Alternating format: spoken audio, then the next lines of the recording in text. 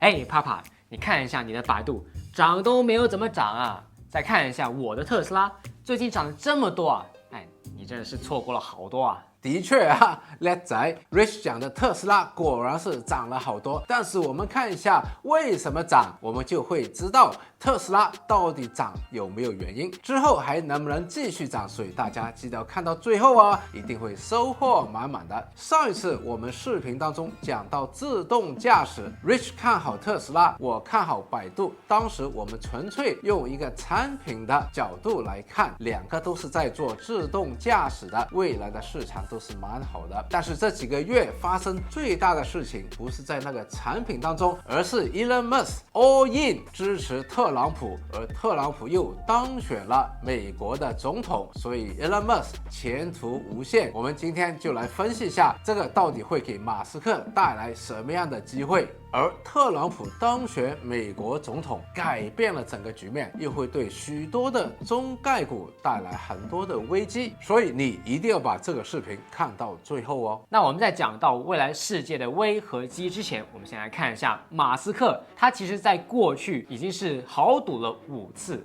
每一次都是 all in。马斯克早在24岁的时候就豪赌了，问他的老爸借了钱 all in 去创立 Zip2， 最后是被 Compaq 收购。他在24岁的时候就获得了2200万的美元。在他29岁的时候，当时候他把所有的资金投放到 PayPal， 最后呢是成功出售给了eBay，是获得了1.8亿的美元，而这一次也是为他奠定了科技巨头的基础。想象一下，当30岁不到你就获得1.8亿美元的时候，是不是很多人都会选择躺平呢？而马斯克恰恰相反，他是选择再一次豪赌一把。他在32岁的时候创立了 SpaceX， 但是过程当中并非一帆风顺。他曾经发射火箭失败了3次，当时他非常绝望。最后他在第4次发射的时候才挑战成功，并且是获得了 NASA 的订单，才摇身一变带领着 SpaceX 成为了1000亿市值的公司。一支火箭它的发射成本要6000万美元，而马斯克他是试发了3次火箭，3次都失败哦。你试想一下，1.8亿的美元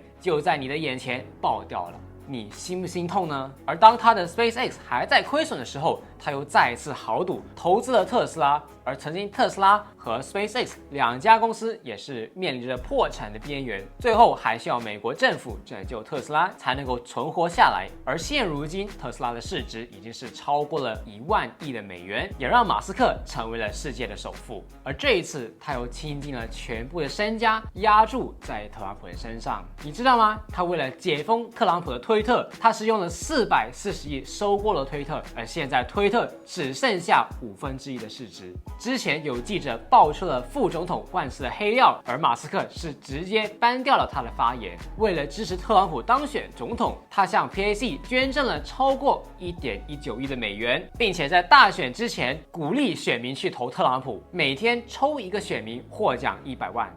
那这不是贿选吗？所以马斯克他也说到，如果特朗普不当选，他自己都不知道要坐多少年的牢。If he loses, I'm like, how long do you think my prison sentence is going to be? Do you think? 这一次，他不光是把自己的钱全部压住，他还把自己的人身安全也压住进去。他每一天都收到了很多的死亡威胁，要求他不要再支持特朗普。所以他这一次压住成功，在政治和商业方面都有一个丰厚的回报。帕帕，我问一下你，你知道特朗普和马斯克他们之间有什么共通点吗？他们都是成功的生意人啊。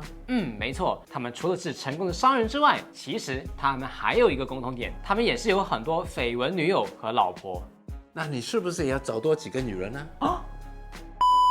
那这只是一个笑话啊，千万不要这样做啊！其实呢，他们真的是成功的生意人，他们每一次的押注都在计算回报。这一次特斯拉股价涨了这么多，再一次证明了马斯克他的眼光独到。我们马上来分析一下特朗普和马斯克他们合作背后的理由。我们都知道，马斯克他的特斯拉在电动车里面领先的，可以这样说，如果没有特斯拉的话，今天的中国电动车这个行业业也不会像现在这么成功和成熟。当年中国就是用了种种的优惠，吸引了马斯克到上海去建设特斯拉的工厂，这其实带起了整个中国电动车的产业供应链，使到其他的电动车公司像蔚来、理想、小鹏，还有现在冒起的华为、小米等等，使到中国现在的电动车已经是世界老大了。当然，特斯拉也受到了不少的威胁。我个人推测，马斯克想在美国重复特斯拉当年在中国大陆成功的案例，而特朗普作为美国下一任的总统，其实也需要像马斯克这样有经验，还有特斯拉这家高科技的公司，把整个美国的电动车甚至其他的高科技产业带起来。所以这个合作背后有很大的商业和政治的动机。我们也看到，特朗普当选之后，特斯拉的股价也是节节的上升，其中还包括有传言特斯拉要收购福特。当然，任何的收购合并在没有正式的落实之前，买卖双方都会是否认的。但是特斯拉如果收购福特或者其他的传统汽车企业的话，它可以利用它的科技，通过其他的品牌和渠道达到更大的规模效应。现在电动车的行业里面，中国的企业还是遥遥的领先，所以特朗普也是表明了要对中国的电动车加关税，而通过关税在美国这个电动车市场里面，如果把整个电动车的产业链建起来，这就真正的可以做到美国再次的伟大，在电动车的整个产业供应链方面跟中国有竞争了。但是特朗普和马斯克他们的眼光已经放在下一个市场，包括无人驾驶、机械人和太空，这些马斯克都有涉及的范围里面去大力的扶持美国的企业。那当然，美国政府扶持这些行业，马斯克自然成为了最大的赢家。SpaceX 没有上市，股民只能够把资金投入特斯拉，特斯拉成为了马斯克的 shadow stock，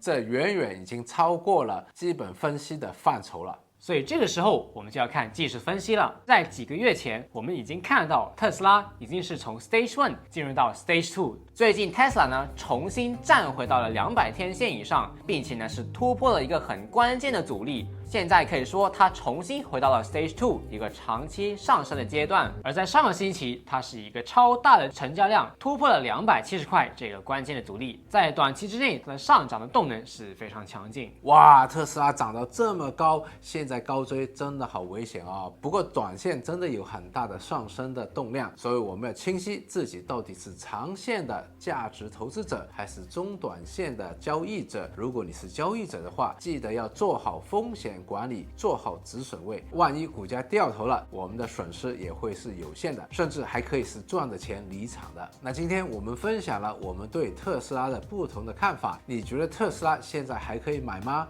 欢迎大家在留言区讨论。如果你还没有订阅这个频道的话，请你们订阅，因为我们会将复杂的经济和投资理论简单化的讲解给你听，让你更容易学习和吸收。那我们下次再见。